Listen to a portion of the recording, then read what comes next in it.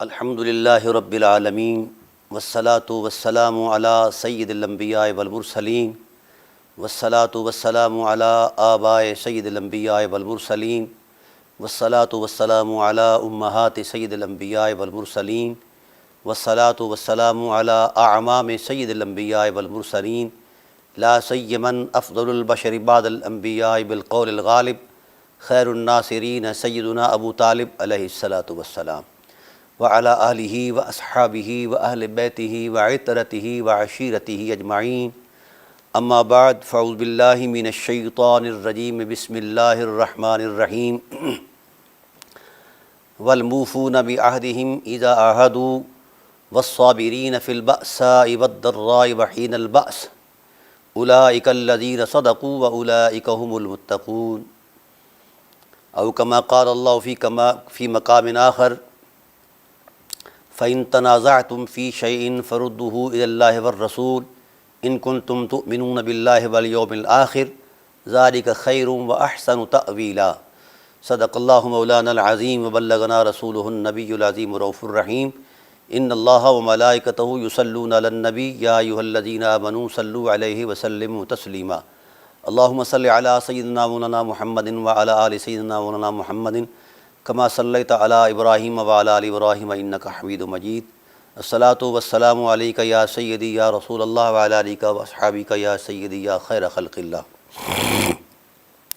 حمد و صلاۃ کے بعد انتہائی واجب القدر حاضرین و ناظرین، آج فقیر ایک اہم معاملے پر گفتگو کرنا چاہ رہا ہے۔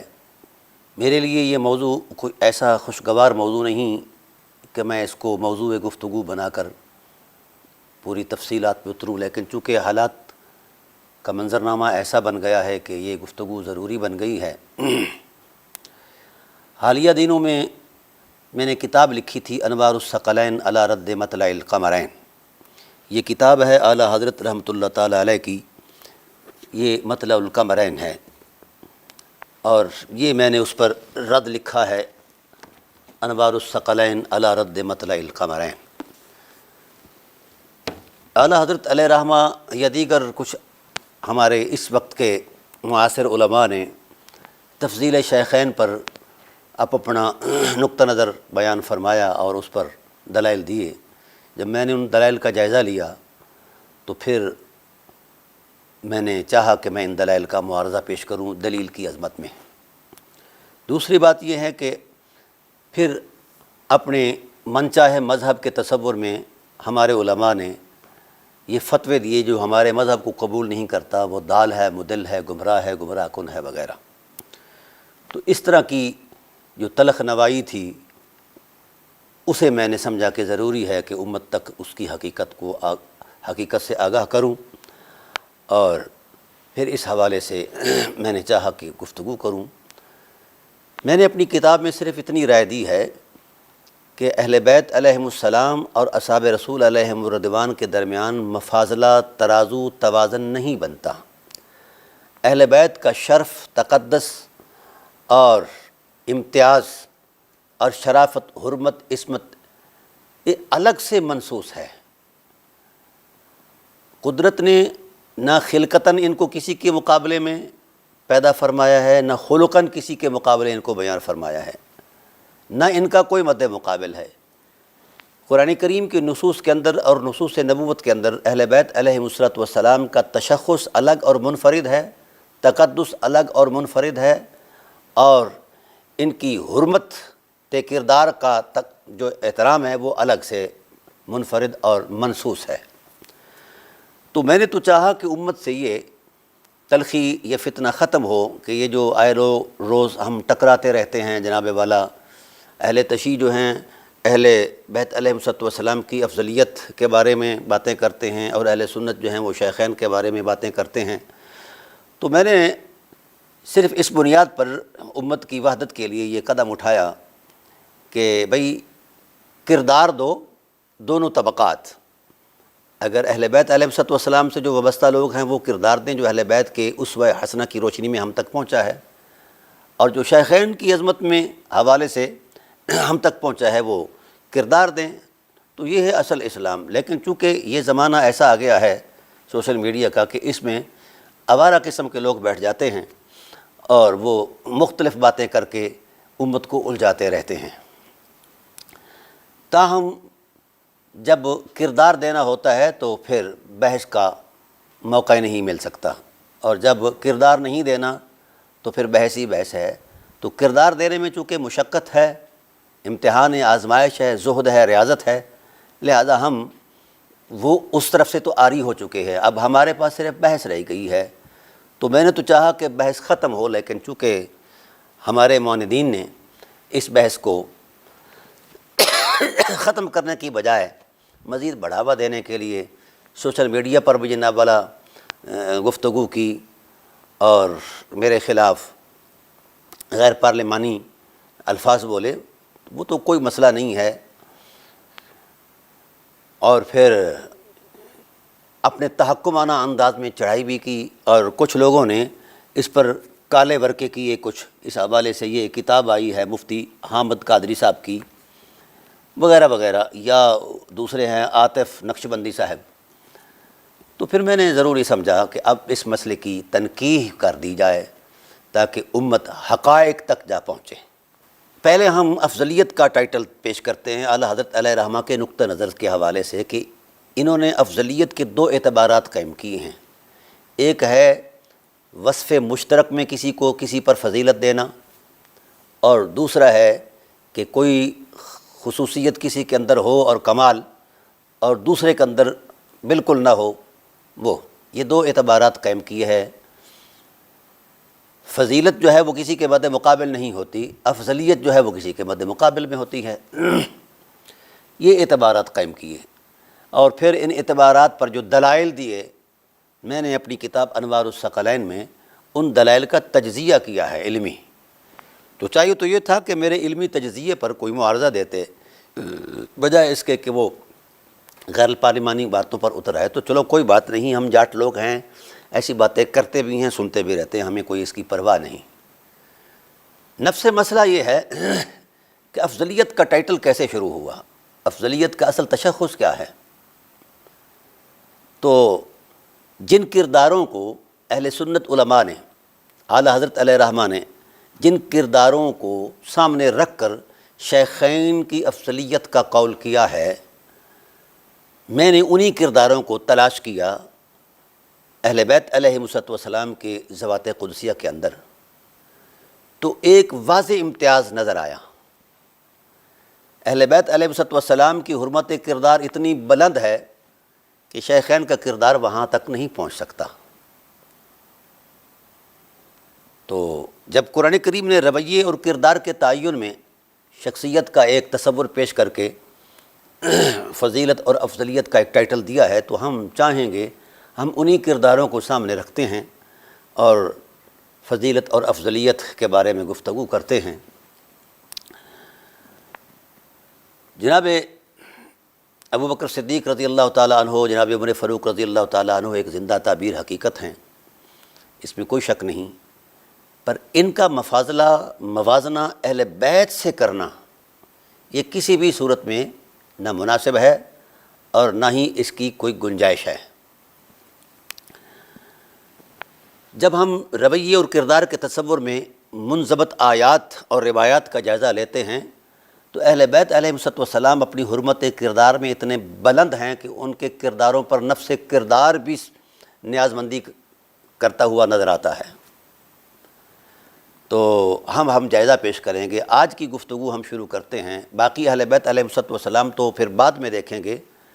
سب سے پہلے اہل بیت کے عنوان میں جو پہلی حرمت ہے وہ ہے سید بطحہ افضل البشر بعد الانبیاء حضرت ابو طالب علیہ السلام کی ذات والا صفات۔ آج کی گفتگو جو ہے یہ ان کے ٹائٹل پر ہوگی، ان کی افضلیت کی قطعیت اور قرآن عظیم آج کا موضوع ہے۔ ہم روایات کا جائزہ بعد میں لیں گے، پہلے ہم آیات کے منظرنامے میں یہ پروگرام شروع کر رہے ہیں، اور اس کے 26 پروگرام ہوں گے، تقریباً ایک گھنٹے کے 26 پروگرام۔ تو پھر آیات کے بعد ہم پھر روایات میں آئیں گے۔ 26 پروگرام یا اس سے کم و بیش وہ روایات کے منظرنامے میں ہوں گے، تو یہ تقریباً 52-53 پروگرام بنیں گے۔ میں پوری امت سے اپیل کرتا ہوں کہ بڑی دیانتداری اور حوصلے کے ساتھ ان پروگراموں کو آپ سماعت کریں گے تو انشاءاللہ حقائق آپ کے سامنے آئیں گے۔ فیصلہ میں نہیں کروں گا، صرف زندہ ضمیر علماء کریں گے، اہل محبت کریں گے کہ معاملہ کیا ہے اور حقیقت کیا ہے اور تراشا کیا ہے۔ یہ جو تراش خراش ہے شیعہ اور سنی کی، یہ حجرہ ساز ہے، اس کا نصوص سے تعلق ہی کوئی نہیں ہے۔ تو اسی کو میں نے واضح کرنا ہے الحمدللہ تعالی۔ بات ہے کہ حرمت کردار میں میرٹ پر سب سے اعلیٰ اور آگے کون ہے؟ جس نے میرٹ کے اعتبار سے سب سے زیادہ بلند کردار دیا ہے، سب سے زیادہ مشقت اٹھائی ہے، سب سے زیادہ شفقت کی ہے، رسول پاک صلی اللہ علیہ وسلم سے خدمت کی ہے، اس کو افضلیت کا ٹائٹل دیا جاتا ہے، کیونکہ اعلیٰ حضرت رحمۃ اللہ تعالیٰ علیہ نے بھی انہی کرداروں کی نشاندہی کی ہے۔ اب ہم شیخین کے کرداروں کو بھی سامنے رکھتے ہیں اور ثقلین یعنی اہل بیت علیہ السلام کے کرداروں کو بھی سامنے رکھتے ہیں، اور ایک منظرنامہ پیش کرتے ہیں۔ ترازو زندہ ضمیر لوگ کریں گے جن کے خمیر میں دیانتداری ہے، مذہبی عصبیت نہیں ہے۔ یہ ابتدائی بات تھی ناظرین کرام۔ آئیے ہم اب ایک تدریج کے ساتھ چلتے ہیں۔ سیدنا صدیق اکبر رضی اللہ تعالیٰ عنہ کی افضلیت کے ٹائٹل پر ہمارے اہل سنت کے علماء جو آیت پیش کرتے ہیں وہ سورہ توبہ کی آیت ہے، ثانی اثنین اذ ہما فی الغار اذ یقول لصاحبہ لا تحزن۔ میں ایک مرتبہ پھر واضح کر دوں کہ اہل بیت علیہ السلام کا کردار اور شیخین کا کردار اگر اس کو انصاف کی نظر سے دیکھا جائے گا تو زمین و آسمان کا فرق نظر آئے گا، لیکن افسوس یہ ہے کہ اگر شیخین کردار دیں تو وہ معنی آیت بھی بنا دیا جاتا ہے اور مذہب کی تشکیل میں بنیادی دلیل بھی سمجھا جاتا ہے، اور اگر ثقلین یعنی اہل بیت علیہ السلام کردار دیں تو وہ نہ معنی آیت بنتا ہے اور نہ ہی جناب والا مذہب کی تشکیل میں بطور دلیل قبول کیا جاتا ہے۔ اب تین کرداروں کا تعین کیا گیا ہے، مالی کردار، جانی کردار، ایثار اور اولاد کی قربانی۔ یہ تین کرداروں پر سارا تصور مشتمل ہے افضلیت کے ٹائٹل میں۔ کس نے کتنا مال دیا ہے دین کے لیے، کس نے کتنی جانیں دی ہیں دین کے لیے، اور کس نے کتنی اولاد دی ہے دین کے لیے۔ یہ تین چیزیں مرغوب ہیں انسانی فطرت میں، تو انہی کی آزمائش ہے۔ وَلَنَبْلُوَنَّكُمْ بِشَيْءٍ مِّنَ الْخَوْفِ وَالْجُوعِ وَنَقْصٍ مِّنَ الْأَمْوَالِ وَالْأَنفُسِ وَالثَّمَرَاتِ۔ تو یہ آزمائش کے جو الوہی نظام کا ایک تقدس ہے اس حوالے سے تو اب ہم جائزہ لیں گے، ایک نصاب کے ٹائٹل پر جائزہ لیں گے۔ ہم شیخین علیہم الرضوان کا نصاب بھی آپ کو بیان کریں گے اور ثقلین یعنی اہل بیت علیہ السلام کا نصاب ایثار و وفا بھی آپ کے سامنے رکھیں گے۔ تو جائزہ جب آپ کو دونوں طرف سے ہو جائے گا تو پھر فیصلہ زندہ ضمیر خود کر لیں گے کہ حقیقت کیا ہے۔ اس ٹائٹل پر جناب ابوبکر صدیق رضی اللہ تعالی عنہ کی حرمت میں یہ آیت کریمہ پیش کی جاتی ہے، ثانی اثنین اذ ہما فی الغار اذ یقول لصاحبہ لا تحزن۔ یہ شب ہجرت کے وہ لمحات ہیں جس میں سیدنا ابوبکر صدیق رضی اللہ تعالی عنہ نے کردار دیا ہے، اور اس کردار میں تین چیزیں محسوس کی جا رہی ہیں: حرمت وفا، حفاظت نبوت اور عزیمت سفر۔ سبحان اللہ، اس میں کوئی شک نہیں، لیکن اگر اس سارے تصور کو دیکھا جائے تو آیت کریمہ کے دو اعتبارات ہیں بطور نص جو محسوس کیے جا رہے ہیں، اور نص کے اندر موجود ہے نصن لصاحبہ لا تحزن ان اللہ معنا، صحبت اور معیت کا تصور دے رہا ہے قرآن، اس سے آگے کسی چیز کا تصور نہیں دے رہا۔ لیکن چونکہ صحبت اور معیت محض خیالات پر مبنی نہیں، ایک زندہ کردار کی حرمت میں ہے کہ حفاظت بھی کر رہے ہیں حضرت ابوبکر صدیق رضی اللہ تعالیٰ عنہ، اور حضور نبی کریم صلی اللہ علیہ وسلم کی معیت میں بھی ہیں اور صحبت میں بھی ہیں۔ اس چیز کو سامنے رکھا جاتا ہے، اور حضرت عمر فاروق رضی اللہ تعالیٰ عنہ کی طرف یہ قول ایک منسوب کیا جاتا ہے کہ انہوں نے بھی اس آیت کریمہ سے افضلیت ابوبکر صدیق پر استدلال کیا، جس پر اصحابہ کا اجماع ہو گیا۔ میں سمجھتا ہوں کہ یہ ایک زندہ تعبیر ہے، ایک حقیقت ہے، اس کا انکار نہیں ہے، پر میں نشاندہی کرنا چاہتا ہوں ایک ایسے کردار کی جو اس سے ہزاروں گنا بڑا ہے، چند گنا بڑا نہیں، ہزاروں گنا بڑا کردار ہے۔ بھئی اس غار ثور کے سارے ٹائم پیریڈ کے اندر کیا تسلسل تھا؟ حفاظت نبوت اور صحبت نبوت۔ آئیے حضرت ابو طالب علیہ السلام کی بارگاہ میں چلتے ہیں۔ اس کردار کا ٹائم پیریڈ ہے 3 دن، اور جو حضرت ابو طالب علیہ السلام نے کردار دیا ہے اس کا ٹائم پیریڈ ہے 50 سال۔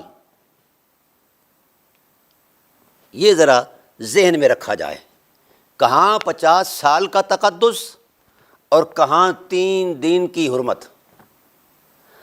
اب کائنات کا کوئی شخص ان دونوں کرداروں کو سامنے رکھ کے حد فاصل بیان کر دے دلیل سے کہ یہ کردار جو ہے اس اعتبار سے حضرت ابو طالب علیہ السلام کے کردار سے بڑا ہے، تو دلیل پیش کر دے، قیامت تک فقیر یہ چیلنج کرتا ہے۔ حیرت اس بات پر ہے کہ ابو طالب علیہ السلام 50 سال پر مشتمل کردار دیں، 50 سال کے رت جگے وہ کسی کو محسوس نہیں ہوتے ہیں، 50 سال کا اثار و وفا وہ کسی کو محسوس نہیں ہوتا، 50 سال کی یہ جانکاہ کوششیں یہ کسی کو محسوس نہیں ہوتی ہیں۔ پھر ان 50 سال میں خاص کر شیب ابی طالب کے جو 3 سال گزرے ہیں وہ کیسے گزرے ہیں؟ قرآن کریم نے 5 ٹائٹل دیے ہیں، لَوْلَنَبْلُوَنَّكُمْ بِشَيْءٍ مِّنَ الْخَوْفِ وَالْجُوعِ وَنَقْصٍ مِّنَ الْأَمْوَالِ وَالْأَنفُسِ وَالثَّمَرَاتِ۔ ان 5 تصورات کا جو پہلا معنی ہے اسلام کے اندر حرمت کردار کی بنیاد پر، اسے سید بطحہ افضل البشر بعد الانبیاء حضرت ابو طالب علیہ السلام کہا جاتا ہے۔ شیب ابی طالب کے اندر سب سے پہلی آزمائش بھوک، 3 سال تک کسی کو کھانا پینا تو دور کی بات ہے کچھ بھی نہیں ملا، 3 سال تک۔ آئیے ذرا موازنہ کر لیں، غار ثور کے اندر خورد و نوش کا سامان بھی موجود، پانی کا مشکیزہ بھی موجود، بکری کا دودھ بھی موجود، اور خورد و نوش کے لیے خشک میوہ بھی موجود، یہاں سب کچھ ہے، ٹائم پیریڈ بھی 3 دن ہے۔ اور شیب ابی طالب علیہ السلام کے اندر کیا کچھ ہے؟ صرف اور صرف عصمت مآب مخدرات بنی ہاشم کے ٹوٹتے ہوئے ارمان، یہ سرمایہ ہے ابو طالب علیہ السلام کا۔ اور دودھ نہ ملنے کی وجہ سے شیرخوار بچوں کی فلک شگاف چیخیں، یہ سرمایہ ہے ابو طالب علیہ السلام کا۔ کھانا پینا تو دور کی بات ہے، کسی کو اگر سوکھا ہوا چمڑا مل جاتا ہے تو وہ اس سے بھی خوش ہو جاتا ہے، وجد کرتا ہے کہ خدا کا شکر ہے ہمیں یہ چمڑا مل گیا ہے کھانے کو۔ اب بولیے ان 3 راتوں میں کیا کچھ میسر ہے اور ان 3 سالوں میں کیا کچھ ہے؟ کوئی موازنہ بنتا ہے؟ کائنات کی کوئی فکر، بداحت عقل، کوئی شعور، کوئی دلیل، کوئی تصور علم، کوئی نص اس میں امتیاز کر کے اور اس کردار کو مفضول قرار دے دے اور اس کردار کو افضل قرار دے گے، لے آئیں فقیر چیلنج کرتا ہے روح کائنات کی بریلویت کو، نہیں کوئی کر سکتا۔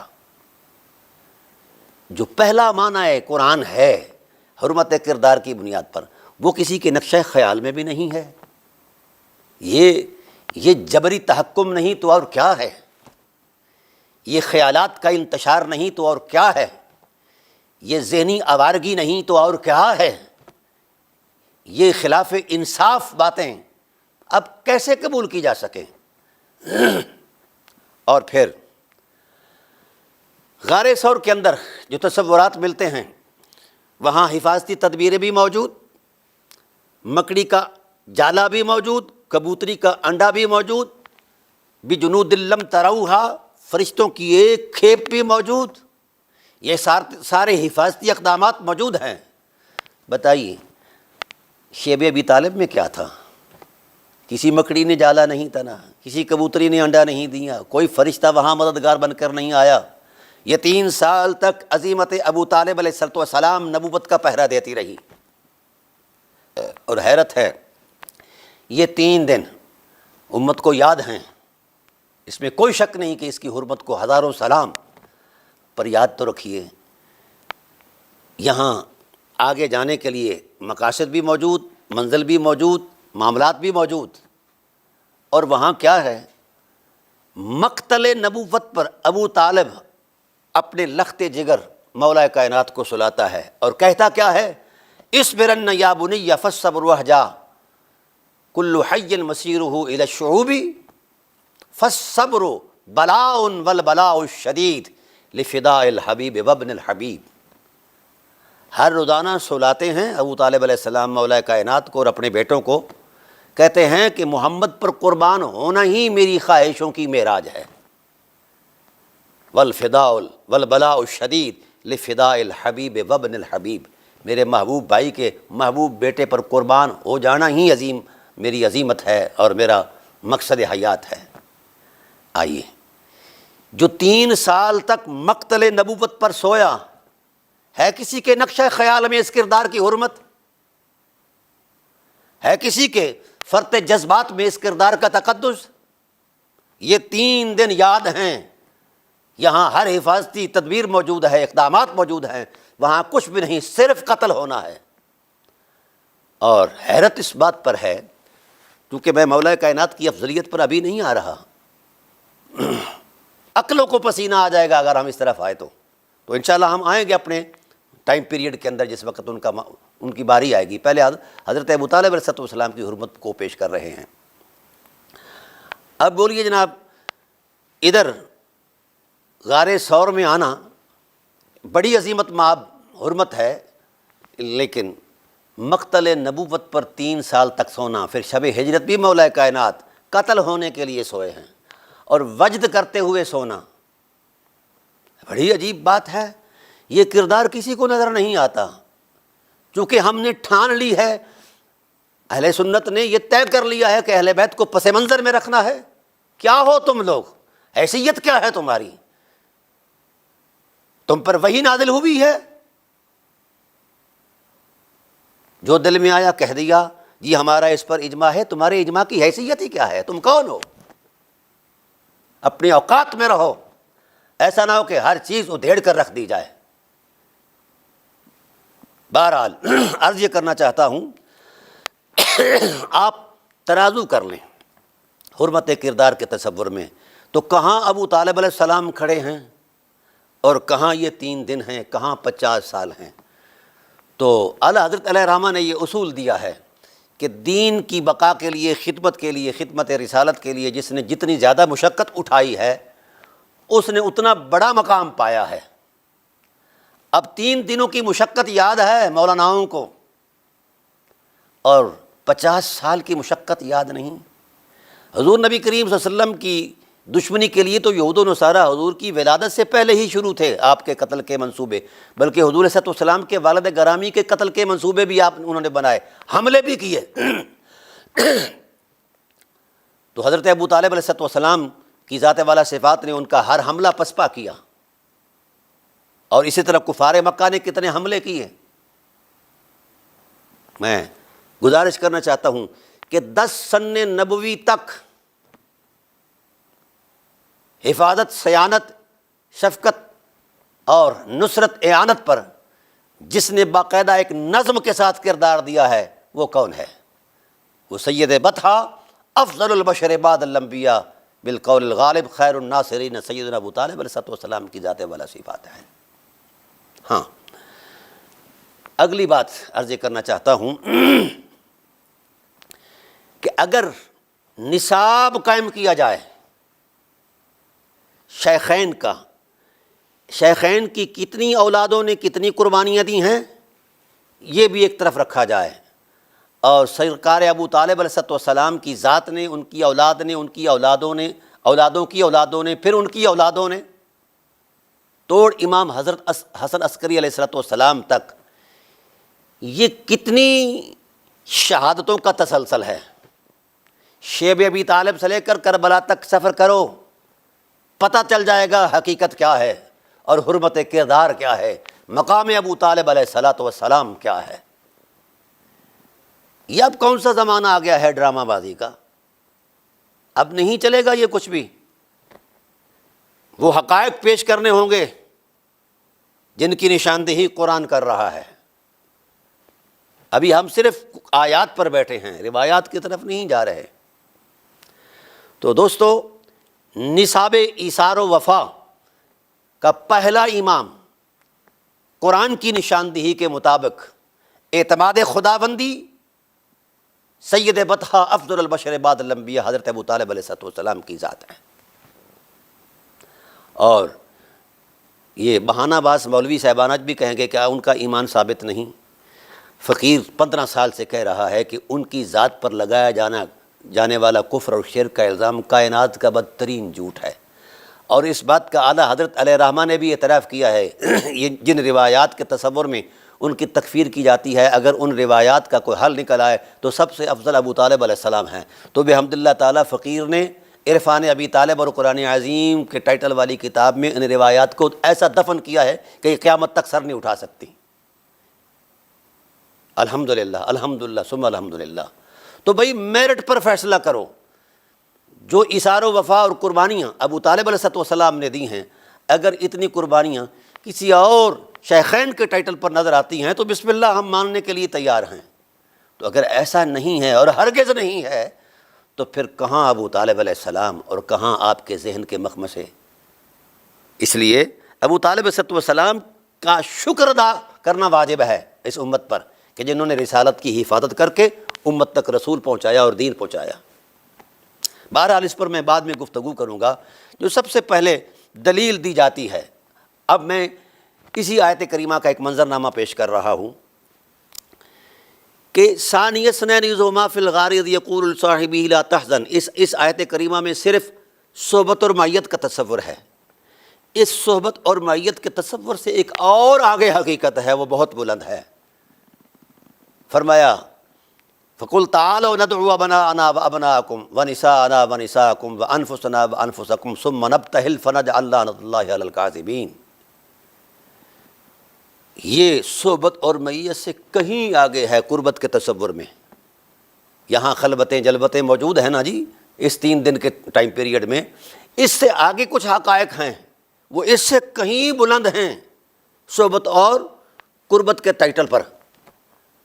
ایک وجود ہے جسے رسول نے اپنا جگر کہا ہے، اور ایک وجود وہ ہے جسے قرآن نے نفس رسول کہا ہے۔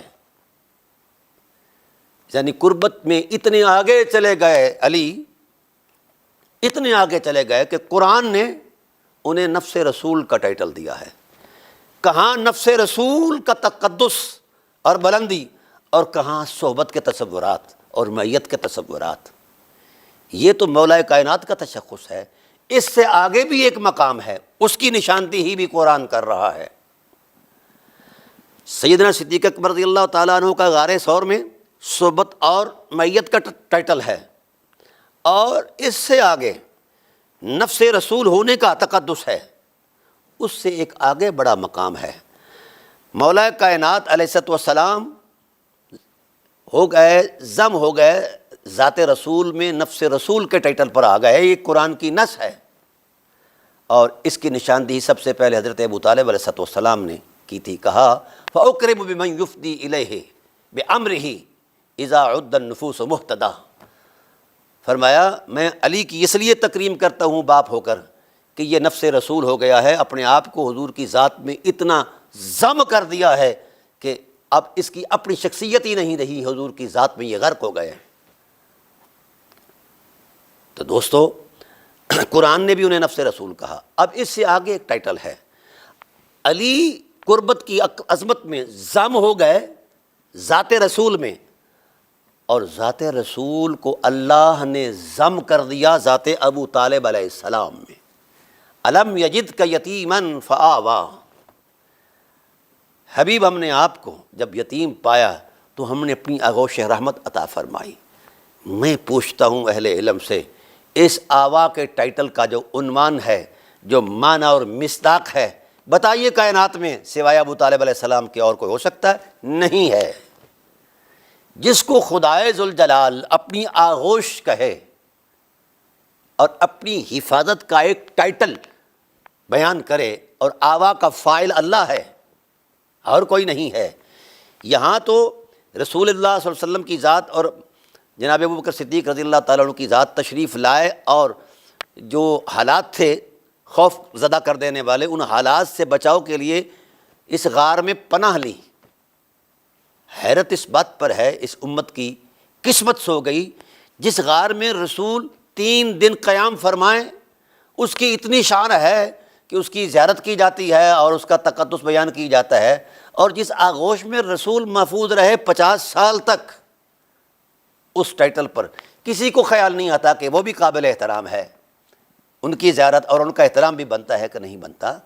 یہ شرمناک تصورات دین ہیں جس کا دلیل سے تعلق نہیں ہے، دیانت سے تعلق نہیں ہے، خیالات سے تعلق نہیں ہے، بداہت عقل سے تعلق نہیں ہے۔ تاہم عرض کرنا چاہتا ہوں، اسی تسلسل پر ہم غور کرتے ہیں گفتگو۔ قرآن نے کہا الم یجد کا یتیما فآوا، اے حبیب ہم نے آپ کو آپ کے عم میں ضم کر دیا ہے، اے ضمک الی عمک ابی طالب۔ آوا الایوا مصدر سے مشتق ہے، اور تمام مفسرین اہل سنت نے اس کا معنی انضمامیت کیا ہے، ضمیت کیا ہے۔ ہم نے آپ کو آپ کے عم میں ضم کر دیا، تو ابو بکر تھے صحبت اور میت کے ٹائٹل پر، اس مقام پر۔ علی اتنے آگے چلے گئے کہ نفس رسول قرار پائے صحبت اور قربت کی حرمت میں، اور پھر ابو طالب علیہ السلام اتنے آگے چلے گئے کہ بلندیوں کے تصورات ختم ہو گئے، اس سے آگے مقام ہی کوئی نہیں ہے۔ کہ علی نفس رسول ہو گئے قربت کی عظمت میں، اور خود ذات رسول کو ضم کر دیا گیا وجود ابو طالب علیہ السلام میں۔ تو بھائی اگر صحبت اور میت کی نصوص نظر آتی ہیں تو ضمیت اور نفس رسول ہونے کی نصوص بھی اسی قرآن میں موجود ہیں، وہ نظر نہیں آتی۔ اب اگر استدلال کیا جاتا ہے حضرت ابوبکر صدیق رضی اللہ تعالی عنہ کی صحابیت کی قطعیت کا اس ٹائٹل سے، تو مجھے اس سے کوئی اعتراض نہیں ہے کہ ان کا تشخص اور ٹائٹل بنتا ہے، لیکن اس سے اوپر بھی کوئی مقام ہے جس کی نشاندہی خود قرآن کر رہا ہے۔ تو تعجب اس بات پر ہے، جو شخص اتنے مقام پر ہو کہ جہاں کسی کا نقشہ خیال بھی نہیں جا سکتا، تصور فکر بھی نہیں جا سکتا، تو اس ٹائٹل کو سامنے رکھ کر کہا جائے کہ وہ چھوٹے ہیں اور یہ بڑے ہیں اور یہ افضل ہیں، یہ مفضول ہیں، یہ کہاں کا تصور دین ہے؟ یہ کہاں کا تصور دین ہے؟ جس اجماع کا آپ حوالہ دے کر ڈراتے ہو کہ افضلیت ابوبکر صدیق پر اجماع قائم ہوا تھا، اجماع کی حیت علمی کیا ہے کہ نصوص کے ہوتے ہوئے اجماع ہو ہی نہیں سکتا، ہے ہی نہیں، تو پھر یہ خلاف نصوص اجماع کیا گیا ہے۔ نص قرآنی بول رہی ہے کہ صحبت اور معیت کے تصور سے آگے کا تقدس جو ہے وہ نفس رسول ہونا ہے۔ کیا یہ یاد نہیں رہا کسی کو؟ یہ آیت قرآنی نہیں ہے، یہ مشخص ٹائٹل نہیں ہے، یہ تقدس نہیں ہے، یہ شرافت نہیں ہے، یہ افضلیت کا اعتبار نہیں ہے قربت کے تصور میں۔ اور پھر اس سے آگے جو مقام سید بطحہ افضل البشر بعد الانبیاء حضرت ابو طالب علیہ السلام کا مقام ہے، وہ کہیں آگے ہے کہ ذات رسول میں ضم ہے۔ کچھ تو خیال کرو، کچھ تو خیال کرو۔ یہ وہی نبی ہیں جن کے موضع پر ایک جوں کا قطرہ لگ جائے تو خدا کی غیرت برداشت نہیں کرتی کہ اس موضع کو پہن کر نبی رسول نماز پڑھیں، فوراً اتارنے کا حکم دیا جاتا ہے۔ کوئی گندی مکھی وجود نبوت پر نہیں بیٹھنے دی جاتی، اتنا تقدس ہے وجود نبوت کا۔ اسی وجود نبوت کو اس وجود میں ضم کر دیا گیا ہے جس وجود کو خدائے ذوالجلال کے اعتماد ہونے کا پہلا ٹائٹل میسر ہے۔ کائنات میں کوئی شخص ایسا ہے دنیا کے اندر تو اس مقام کا کوئی شخص تلاش کر کے لے آئے، کوئی ملکوتی فرشتہ تلاش کر کے لے آئے کہ جہاں ابو طالب علیہ السلام کا تشخص ہے قرآن کے ٹائٹل میں کسی اور کا ہے۔ اور امام راضی سے ہی پوچھ لیا ہوتا، مولانا یہ مفتی حامد صاحب سے میں مخاطب ہوں یا عاطف نقشبندی صاحب سے مخاطب ہوں، آپ نے یہ ورقے تو کالے کر دیے ہیں لیکن حرمت نصوص کو پامال ضرور کیا ہے آپ نے۔ لائیے اس کردار کا کو بندہ جس نے 50 سال تک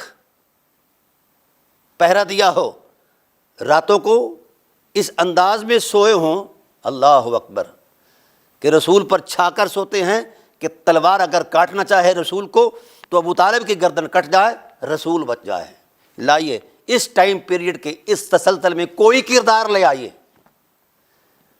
ایک طرف تو تمہارا مذہب ہے کہ نالین پاک کو نویل کہنے والا کافر ہے، جس نے تلیوں کو چوما ہے، وہ وقتی ضرورت کی چیز ہے۔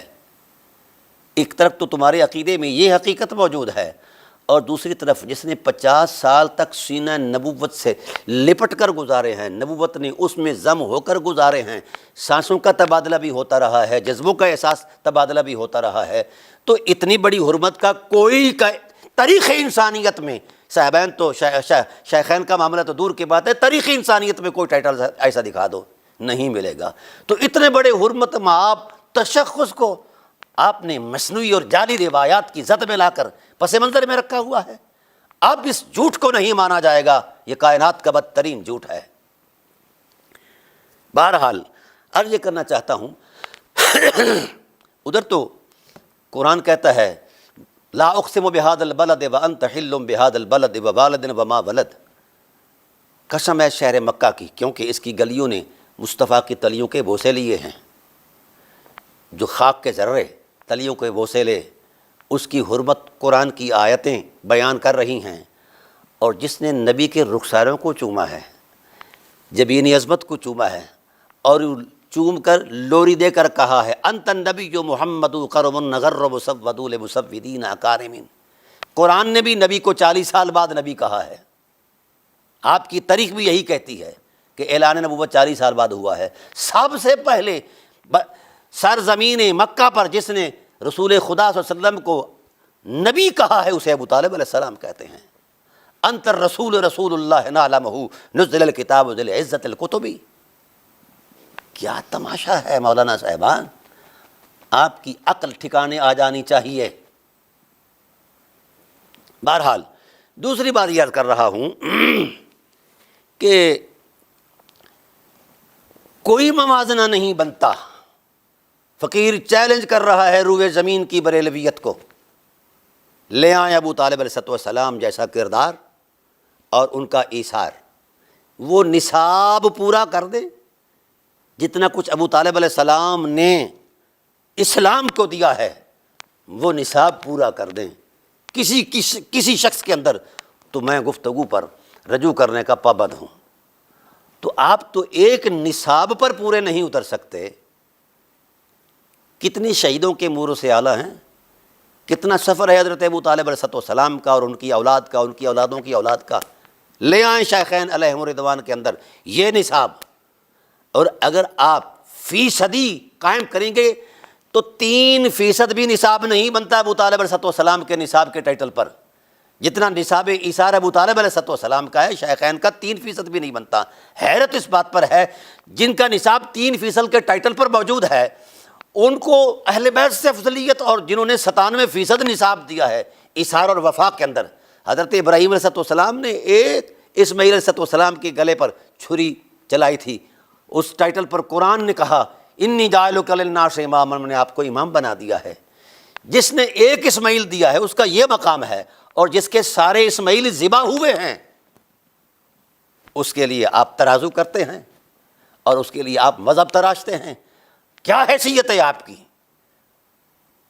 شرم آنی چاہیے اہل بیت علیہم السلام کے نصاب وفا پر کسی دوسرے کو جناب ٹیلی کرتے ہوئے۔ مجھے بتایا جائے بدر کے اندر ابو طالب کا ایثار اور نصاب کام آیا ہے، عبید اللہ بن حارث بن عبد المطلب کس کا نصاب ہے؟ ابو طالب علیہ السلام کا نصاب ہے۔ اور احد کے اندر حضرت امیر حمزہ علیہ السلام کے جگر کے ٹکڑے کیے گئے، آنکھیں نکالی گئیں، اعضائے رئیسہ نکالے گئے، حتیٰ کہ ہندا نے عضو تناسل بھی کاٹ لیا ہے حضرت ابو طالب علیہ السلام کا۔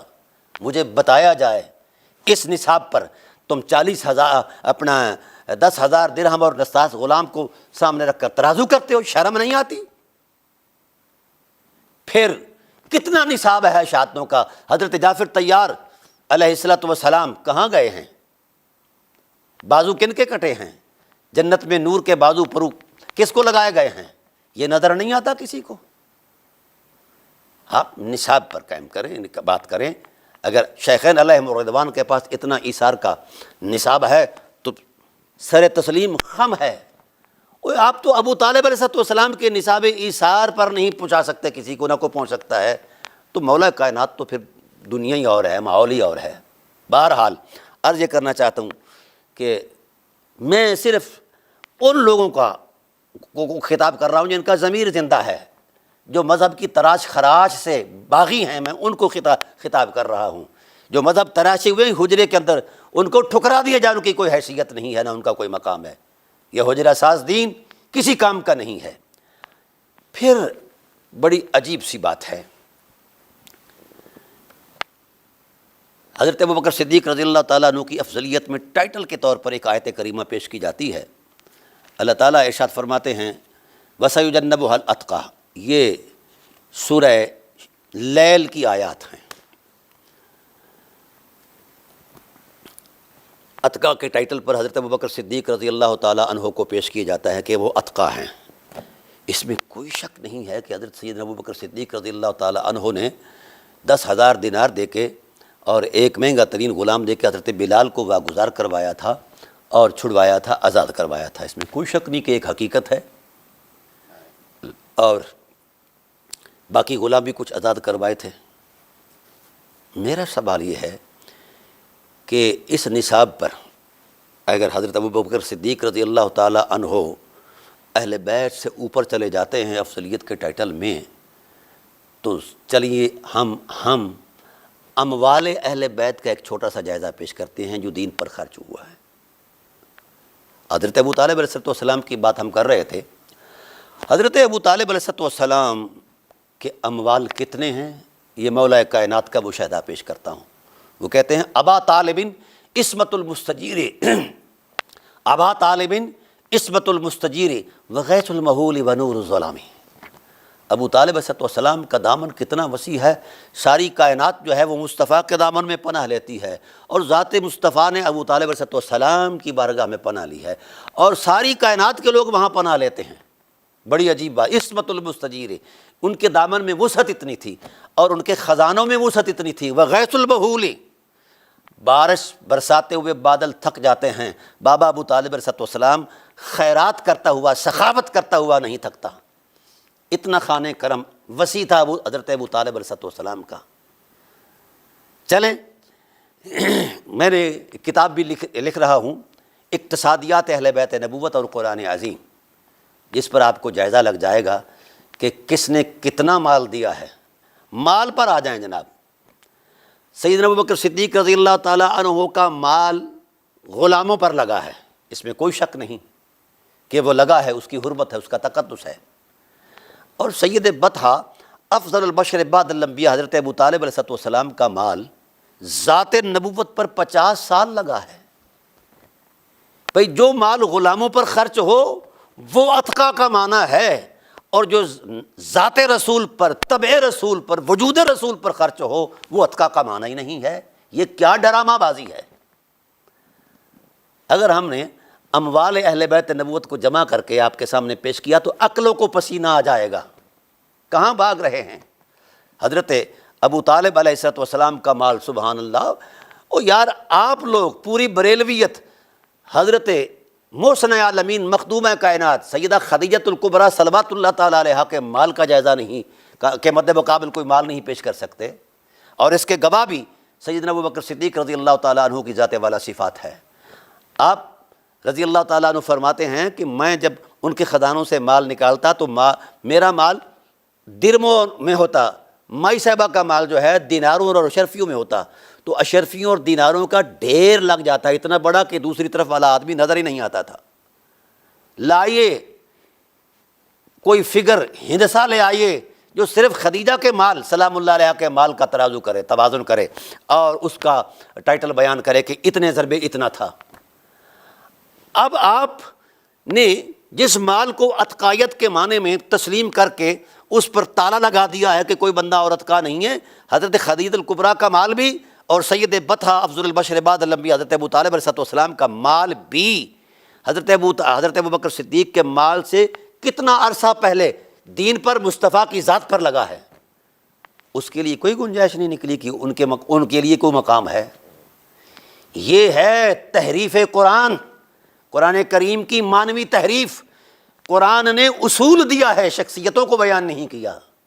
آپ شخصیات کو سامنے لا کر اور حقائق کو مطلب لتاڑ رہے ہیں، یہ اب نہیں ہوگا، نہ چلے گا۔ الحمدللہ میں عرض کرتا ہوں، یہاں مولانا صاحبان بڑی چلاکی کرتے ہیں، چونکہ چلاکی ان کی نیچر میں ہوتی ہے۔ وہ کہتے ہیں کہ اتقا میں ایک شخص، ایک فرد مراد ہو سکتا ہے۔ او بھائی اللہ کے بندو، اور کئی تفسیروں میں بھی یہ لکھا ہے، اللہ کے بندو یہ بتاؤ کہ نظم نص اور اسلوب کلام الہی تمہارے اس تماشے کو نہیں مانتا، تمہارے اس ڈرامے کو نہیں مانتا کہ اتقا کا معنی فقط ایک ہی ہے اور کوئی نہیں ہے۔ قرآن کہتا ہے واللیل اذا یغشی والنہار اذا تجلی وما خلق الذکر والانثی، یہ 4 قسمیں یاد فرمائی اللہ تعالیٰ کی ذات نے، اور پھر اللہ نے کردار کے تصور کو بطور اصول اور عموم کی عظمت میں بیان کیا ہے۔ جس عموم کا تم انکار کر رہے ہو، نص قرآنی کا انکار کر رہے ہو، مولانا صاحبان نص قرآنی کا انکار ہے۔ کہتے ہیں ان سعیکم لشتی، یہ قرآن کی آیت ہے، یہ دونوں طبقات انسانیت سے مخاطب ہے خدا، خواہ وہ کافر ہیں خواہ وہ مسلمان ہیں، کہ لوگو تو ہر ایک کی جد و جہد کوشش الگ ہے، مختلف ہے۔ فاما من آتا واتقى وصدق بالحسنى، جس نے تم میں سے جس نے بھی دیا ہے اللہ کی راہ میں اور حق کی تصدیق کی ہے اور حق کی طرف آیا ہے، فسنيسره لليسرى، ہم اس کے لیے جنت کا راستہ آسان کر دیں گے۔ فاما من، لفظ من آیا ہے مولانا، من کی اصل وضع کس کے لیے ہے؟ عموم کے لیے ہے۔ کیا اس کے خلاف کوئی قرینہ موجود ہے؟ لفظی یا معنوی قرینہ کوئی موجود ہے، یا حالی کوئی قرینہ موجود ہے کہ اس من کے عموم کو خاص کر دیا جائے؟ لفظ من آیا ہے، جس نے بھی حق کو تسلیم کیا اور حق کی راہ میں نظر عقیدت پیش کر کے اپنا مال دیا تو ہم اس کے لیے جنت کا راستہ آسان کر دیں گے۔ وَأَمَّا مَن بَخِلَ وَاسْتَغْنَىٰ، اور جس نے بھی بخل کیا اور بے پرواہی دکھائی، وَكَذَّبَ بِالْحُسْنَىٰ، حقیقت کو جھٹلایا، تو پھر کیا ہوگا؟ فَسَنُيَسِّرُهُ وَكَذَّبَ بِالْحُسْنَىٰ فَسَنُيَسِّرُهُ لِلْعُسْرَىٰ، ہم اس کے لیے وہ دوزخ کا راستہ جو ہے وہ آسان کر دیں گے۔ یہ ہے قرآن کا اسلوب، یہ ہے ربط کلام الہی، اور یہ ہے نظم نص کا تقاضا جو قطعی ہے۔ آپ عبداللہ ابن زبیر کے قول پر مشخص کر رہے ہیں اس کردار کو ایک ذات کے ساتھ، یہ تو اصول بیان کیا ہے۔ یا عبداللہ ابن عباس رضی اللہ تعالیٰ عنہ کے قول، حالانکہ ان دونوں کی قولوں کی اسناد ہی اس قابل نہیں کہ ان پر وثوق کے ساتھ یقین کیا جائے۔ چلو ہو گئے قول، کوئی مسئلہ نہیں ہے، لیکن یہ یاد رکھیں آگے آیا فَأَنذَرْتُكُمْ نَارًا تَلَظَّىٰ، اللہ فرماتے ہیں میں تمہیں بھڑکنے والی آگ سے ڈراتا ہوں، لا يَصْلَاهَا إِلَّا الْأَشْقَىٰ، اس میں کائنات کا بدبخت ترین جو ہے وہ ڈالا جائے گا، وَسَيُجَنَّبُهَا الْأَتْقَىٰ، اور ان قریب اس شخص کو جہنم سے بچا لیا جائے گا جو اتقا ہے۔ کون ہے اتقا؟ الذی یؤتی مالہ یتزکیٰ، جس نے اپنا مال پاکی کے لیے دیا ہے، اپنا تن من دھن پاک کرنے کے لیے۔ یہ ہے نصوص الہیہ کی تقویم عظمت۔ اب میں آپ سے سوال کرتا ہوں کہ پیچھے 2 کرداروں کا تعین کیا گیا، آگے 2 بندے آئے، امیہ بن خلف جو ستاتا تھا حضرت بلال کو، اور حضرت ابوبکر صدیق مد مقابل آئے۔ اب اشقا کو اتقا کے مقابلے میں پیش کیا، 2 کرداروں کو پیش کر کے دونوں کا نتیجہ بیان کر دیا کہ اشقا جو ہے وہ جہنم میں بھڑکایا جائے گا اور اتقا جو ہے وہ جہنم سے بچایا جائے گا۔ یہ ہے نظم نص جو قطعی ہے۔ جس نے مال دیا ہے، اس سارے مال کا سارا نتیجہ جہنم سے بچنا ہے، یہ نہیں کہ اہل بیت نبوت سے افضل ہو جانا ہے اور اہل بیت کی مفضولیت کا تصور۔ اور جن نفوس قدسیہ نے اس آیت کریمہ کو سیدنا ابوبکر صدیق رضی اللہ تعالیٰ عنہ کے ٹائٹل پر بیان فرمایا ہے، انہوں نے یہ تو نہیں فرمایا کہ اس سے مفضولیت اہل بیت ثابت ہوتی ہے۔ شرم آنی چاہیے آپ لوگوں کو کہ آپ اس ٹائٹل کو مس یوز کر کے امت کو گمراہ کرنا چاہتے ہیں، شرم آنی چاہیے۔ بہرحال حضرت ابوبکر صدیق رضی اللہ تعالیٰ عنہ کا دیا ہوا جو مال ہے وہ اس تشخص میں یقیناً معنی آیت ضرور ہے، لیکن اس میں حصر تو کوئی نہیں ہے۔ پیچھے لفظ من کی دلالت کہہ رہی ہے کہ دو کردار ہیں اور دونوں کے لیے جناب والا دو تصورات ہیں، اور سارے اس کردار کا سارا نتیجہ جو ہے جہنم سے بچاؤ ہے۔ اب یہاں اگر آپ نے اہل بیت کو کھڑا کر دیا اور پھر اس ٹائٹل پر ایک جھوٹ بولا کہ اس کا تعلق جا جوڑا سورہ حجرات کی آیت سے کہ ہم نے من ذکر انثی وجعلناکم شعوبا وقبائل لتعارفوا ان اکرمکم عند اللہ اتقاکم، اتقاکم سے جا کر جوڑ دیا ہے۔ یہ آپ کو پتہ ہے کہ یہ سورۃ مبارکہ سورہ لیل یہ نازل ہوتی ہے 4 سن نبوی کے بعد حالات کے منظرنامے میں،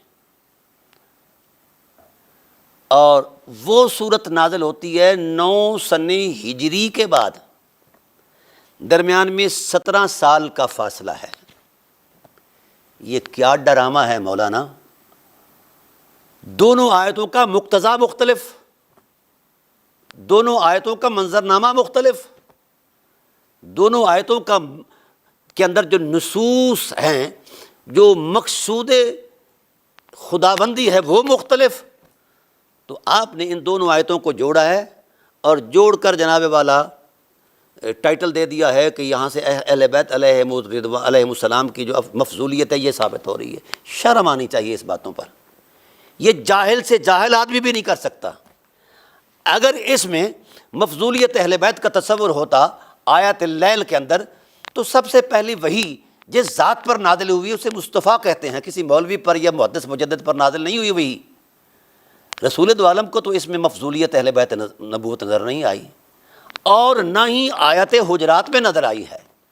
اور جن لوگوں نے حضرت عبداللہ ابن مسعود ہیں یا ابن زبیر ہیں، ان لوگوں نے اگر اس معنی میں سیدنا ابوبکر صدیق رضی اللہ تعالیٰ عنہ کا نام لے لیا ہے تو کیا انہوں نے بھی اس سے مفضولیت کا اخذ کیا ہے معنی؟ نہیں، یہ بددیانتی ہے آپ لوگوں کی۔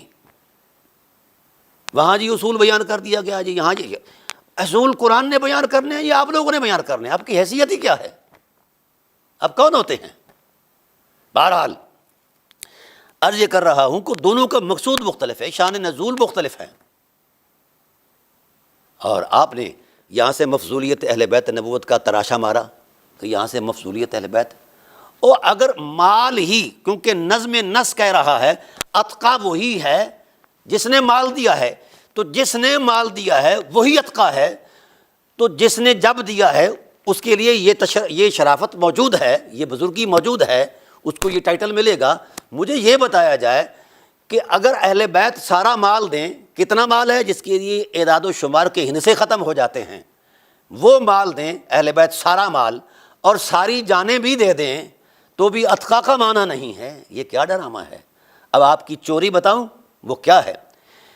اب یہ آیت کریمہ، یہ سورت مقدسہ جو ہے یہ نازل ہوتی ہے کب؟ 4 سن نبوی کے بعد۔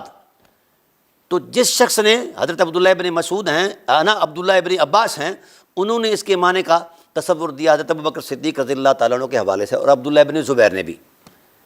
بھائی میں حیران ہوں، آیت نازل ہو رہی ہے 4 سن نبوی کو، اور عبداللہ ابن عباس پیدا ہو رہے ہیں 10 سن نبوی کو۔ یہ 4 سال کا فاصلہ، یہ پھر 2-3 سال آپ نے دودھ بھی پیا، پھر حضور صلی اللہ علیہ وسلم ہجرت کر کے چلے گئے، پھر 8 سن ہجری کو حضور واپس تشریف لائے۔ تو بھائی یہ 17 سال کا فاصلہ ہے۔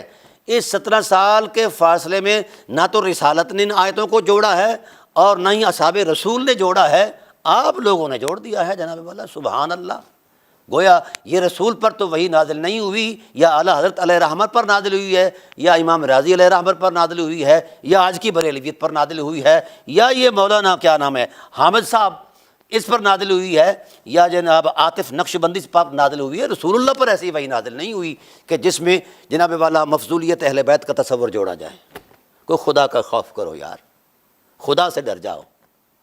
اب میرا سوال یہ ہے کہ 17 سال کے فاصلے میں 17 سال کے درمیانی جو ٹائم پیریڈ گزرا ہے، اس ٹوٹل ٹائم پیریڈ کے اندر بتایا جائے کہ رسالت نے، صحابہ نے جو اس وقت موجود تھے نزول آیت کے وقت، بالخصوص سیدنا صدیق اکبر رضی اللہ تعالیٰ عنہ کی ذات بھی موجود، جن کی بابت یہ بیان کیا گیا ہے، ان کی طرف سے بھی ایک لفظ نہیں آیا کہ مجھے افضل قرار دیا گیا ہے اور اہل بیت کو اس ٹائٹل میں مفضول قرار دیا گیا ہے۔ تو کون مانتا ہے تمہاری واہی باتیں؟ اور پھر کہتے ہو کہ اہل سنت کا اجماع ہے، یہ سب سے بڑا ڈرامہ ہے۔ اہل تشیع کسی بات پر اجماع کر لیں، وہ روب ڈالنا شروع کر دیں، اور اہل سنت کسی بات پر اجماع کر لیں، وہ ڈرامہ۔ یہ تم ہو کون؟ تمہاری حیثیت کیا ہے؟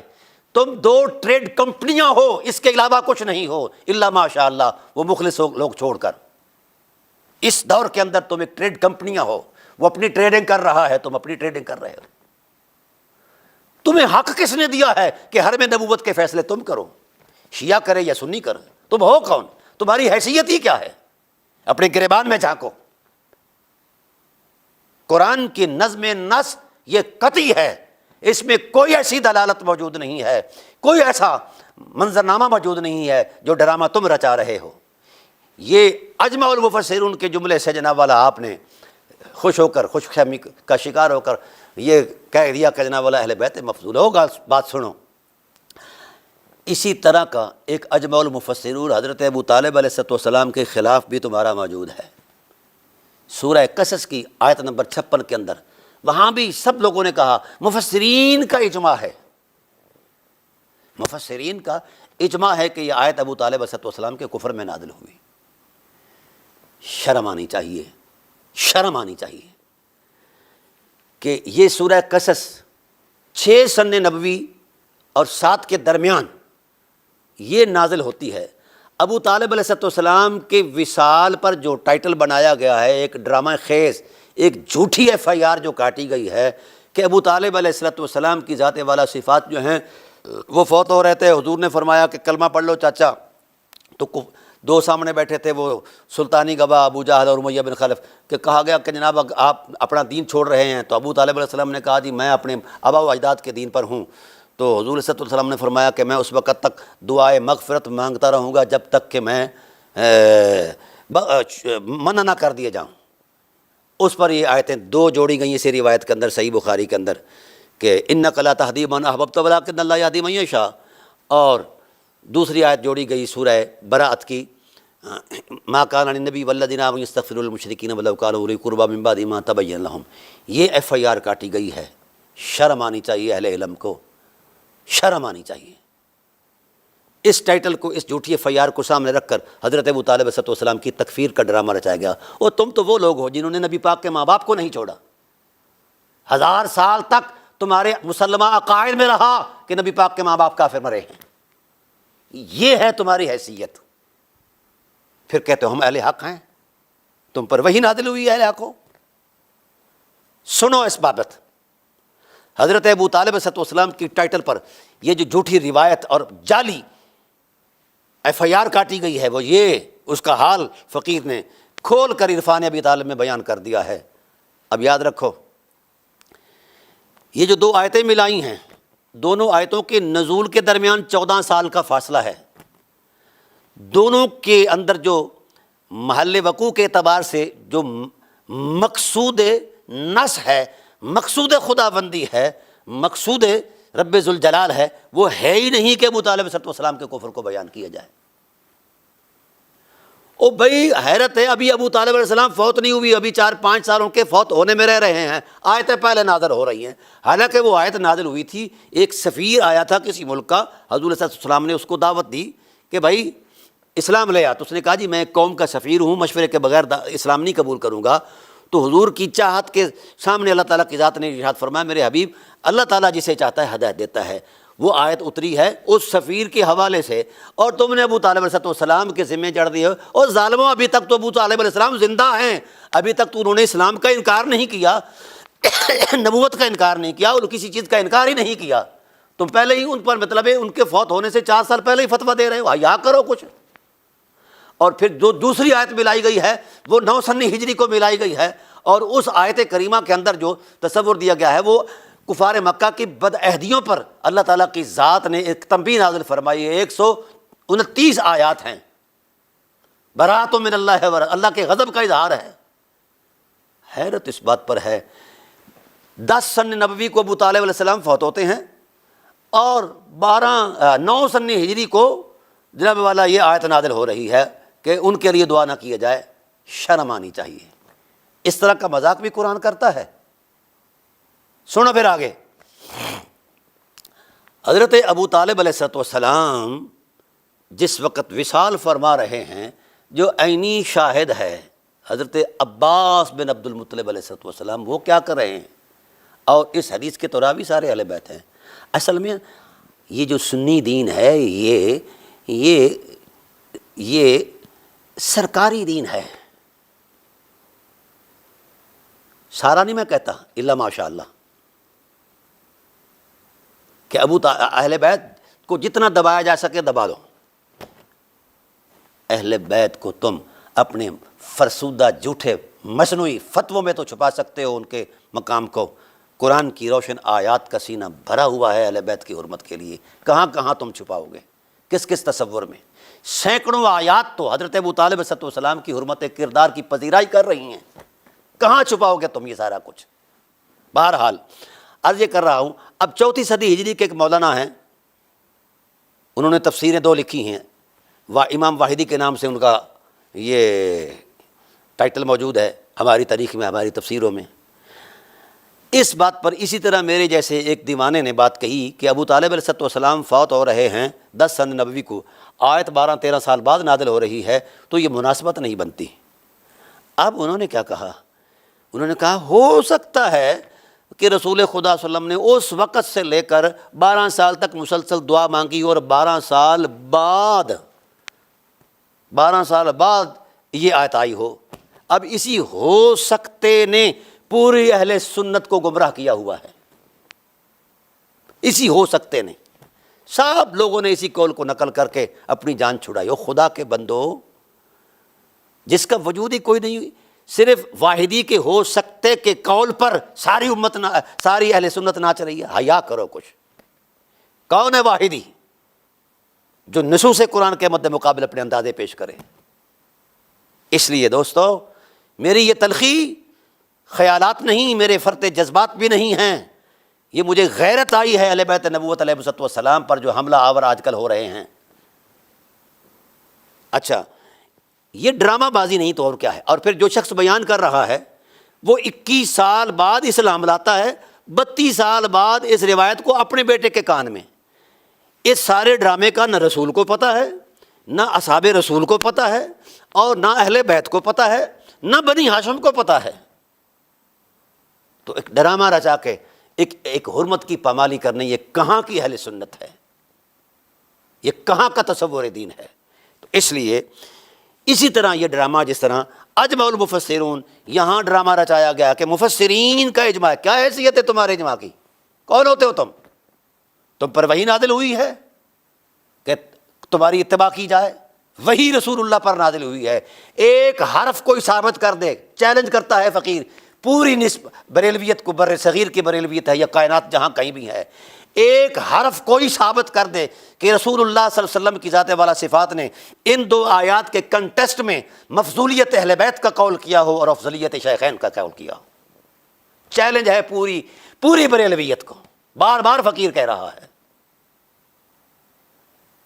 سورہ حجرات کے ٹائٹل پر یا سورہ لیل کے ٹائٹل پر، کسی ایک ٹائٹل پر رسول اللہ صلی اللہ علیہ وسلم کی ذات نے، کیونکہ حضور کی ذمہ داری تھی، رسالت پناہ عالم صلی اللہ علیہ وآلہ وسلم کی نبوی ذمہ داری تھی۔ قرآن کہتا ہے لِتُبَيِّنَ لِلنَّاسِ مَا نُزِّلَ إِلَيْهِمْ، میرے حبیب جو کچھ بھی ہم نے نازل فرمایا، جو کچھ بھی نازل ہوا، حرف حرف قرآن کا اللہ کے رسول نے پہنچایا ہے، تو کسی حرف کے منظرنامے میں رسول یہ کہہ دیتے ہیں کہ بھئی اس آیت سے مفضولیت اہل بیت کا تصور ہے اور اس آیت سے یہ ہے۔ کیا ڈرامے بازی کر رہے ہو مولوی صاحبان آپ؟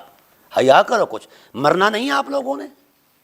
آپ ڈراتے ہو ہمیں، کبھی اعلیٰ حضرت کی مجددیت سے ڈراتے ہو اور کبھی کسی کی جناب والا ابدالیت سے، غوثیت سے، بزرگیاں۔ کیا ہے یہ بزرگیاں؟ ان کا احترام میں اپنے آپ پر ضروری واجب سمجھتا ہوں، پر ان کو دلیل شرعی کی حیثیت نہیں دے سکتا۔ اور پھر مصنوعی تصورات قائم کر کے کچھ اقوال لے آتے ہو، میں اقوال پر بھی آؤں گا جن قولوں پر آپ ناچ رہے ہو، ان کو بھی الحمدللہ فقیر ادھیڑے گا۔ پہلے ان نصوص کا جو ہے نا تانا بانا، یہ نصوص کی جو حرمت ہے اس پر آؤ۔ پہلے تو ہم قرآن پاک کی عظمت میں بیان کریں گے۔ تو بھائی خلاصہ کلام یہ عرض کر رہا ہے فقیر، وقت کے دامن میں اتنی گنجائش نہیں کہ میں تفصیلات پہ جاؤں، چونکہ 26 پروگرام کرنے ہیں۔ پہلے پروگرام میں ٹائٹل کے طور پر میں کہہ رہا ہوں اور چیلنج کے طور پر میں کہہ رہا ہوں کہ جو نصاب اہل بیت نے اسلام کو پیش کیا ہے قربانی ایثار میں، جانی، مالی اور اپنا ذاتی، اتنا نصاب شیخین میں ثابت کر دو کسی بھی اعتبار سے، کیونکہ آپ کی جو پیش کردہ دلیل ہے وہ یہی تصور دے رہی ہے کہ الاتقا وہی ہے جس نے مال دیا ہے۔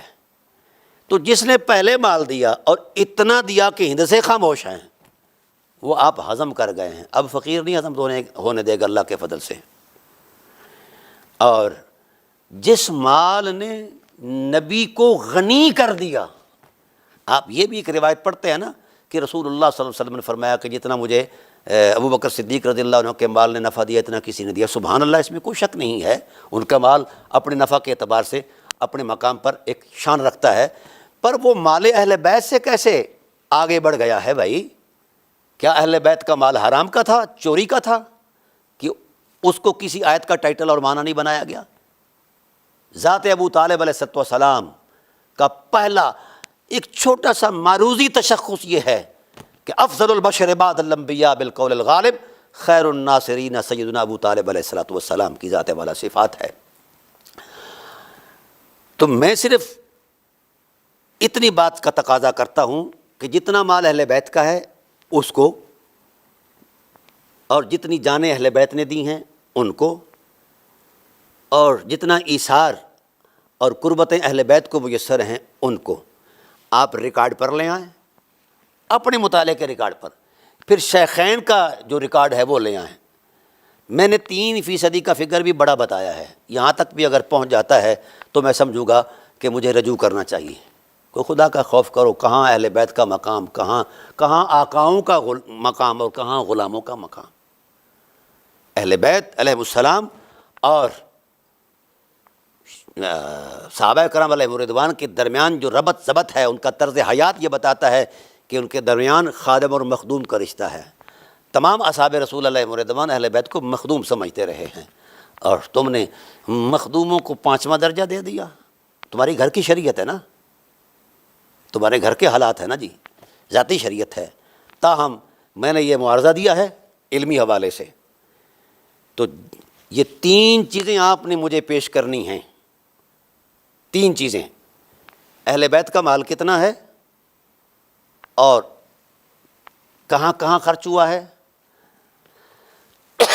اور ان کی جانیں کتنی ہیں کربلا تک جو دین پر لگائی گئی ہیں، اور شیخین کے دامن میں کل کتنا مال تھا جو انہوں نے دیا، اور ان کی اولادوں نے یا ان کی ذوات قدسیہ نے کتنی قربانیاں۔ حیرت اس بات پر نہیں آتی کہ بدر کے مقام پر آپ کو محسوس ہوتا ہے کہ ابو بکر صدیق عریش پر پہرا دے رہے ہیں؟ بتائیے کتنے کفار کو فنار کیا ہے علی کی تلوار نے اور حضرت امیر حمزہ کی تلوار نے؟ یہ نظر نہیں آتا؟ آنا چاہیے۔ بہرحال اس پر تو ہم بعد میں گفتگو کریں گے۔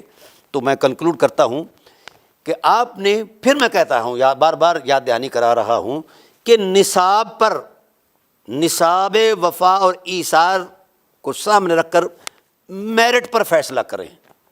جس کا نصاب زیادہ ہو اور پہلے کا ہو، جانی مالی ہر اعتبار سے نصاب جو ہے، تو اس پر آپ فیصلہ کر دیں۔ فقیر بحمد اللہ تعالیٰ قبول کرے گا۔ باقی یہ جو آپ حجروں میں بیٹھ کر چوں چنا کرتے ہیں نا، ان کی کوئی حیثیت نہیں ہے۔ ایک فقیر طالب علم جو ہے تحقیق کا، وہ یہ ساری چیزیں سمجھتا ہے، آپ خود اصول وضع کرتے ہو اور گھڑتے ہو اور اصول پر دلیل بھی نہیں دیتے۔ اپنے وضع کردہ اصولوں پر کم از کم دلیل تو پیش کی جائے۔ تو اس لیے ان گھڑے ہوئے اصولوں کا بھی محاسبہ کرے گا فقیر، چونکہ 26 گھنٹے کا یہ پروگرام ہے، تو اب تو میرے خیال میں اس گھنٹے سے زیادہ گزر چکا ہے، میں وائنڈ اپ کرتا ہوں۔ بس آپ نے صرف نصاب کو سامنے رکھنا ہے، نصاب ایثار اہل بیت کا کتنا ہے اور شیخین کا کتنا ہے، ثقلین کا کتنا ہے یعنی اہل بیت کا کتنا ہے اور شیخین کا کتنا ہے۔ جس کے نصاب میں آپ جتنی زیادتی محسوس کرتے ہیں اس پر یہ فیصلہ دے دیں۔ اس کے بعد پھر میں اگلی گفتگو بعد میں کروں گا۔ وما علینا الا البلاغ المبین۔